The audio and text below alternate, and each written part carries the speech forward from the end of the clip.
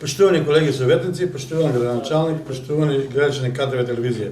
Врз основа на член 39 од Законот за локална самоуправа на службен вестник на Република Македонија број 5/02 и службен вестник на Република Северна Македонија број 202/24 член 15 од статутот на општина Росман и член 58 став 1 од деловникот за работа на Советот на општина Росман, службен гласник на општина Росман број 7/06, председателот на Совет донесува решение за свикување на 52-та седница на Советот на општина Росман. За работа на оваа седница, согласно пристигнатите материјали од овластени предлагачи, а врз основа на член 60 од деловникот на Советот на општина Росман, го предлагам следниот дневен ред. Дневен ред, точка 1, извештај на Комисијата за верификација, мандатни прашања, избори и минување одржана седница на ден 26.3.25 година. Го замолувам председателот да констатира ставката.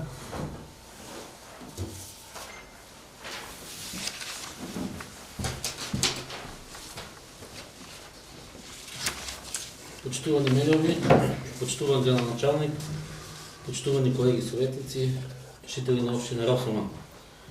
Како председател на Комисијата за верификација, мандатни прашања, избори и минувања, од денешната седница на 26.3.2025 година дискутиравме за една точка на дневен ред и тоа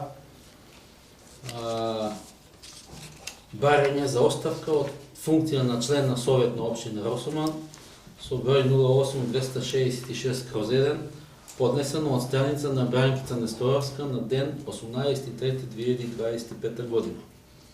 На седницата освен јас присуствува и Павлинка Секуловска, Игор Милошовиќ и Владко Трајков. И затоа комисијата предлага Советот на општина Росман да донесе решение за констатација на престанок на мандат на член на Совет на општина Росман. И мало појаснување на жителите на општина Росман, Бранкица Несторовска си поднесе самата оставка од член на Совет, бидејќи си наштал од сознание работа во некој од институциите во Скопје. Благодарам. Благодарам, председателе. Со ова констатација на престанок на мандатот на член на Совет на општина Росман.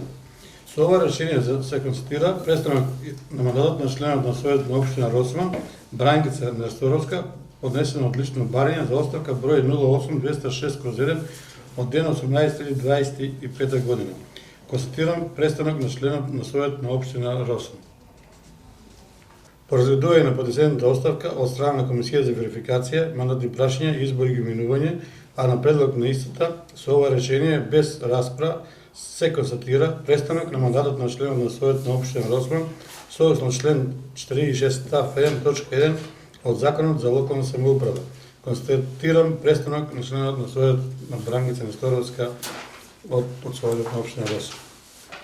Ви благодарам за присуството. Со ова беше завршена днешна седница.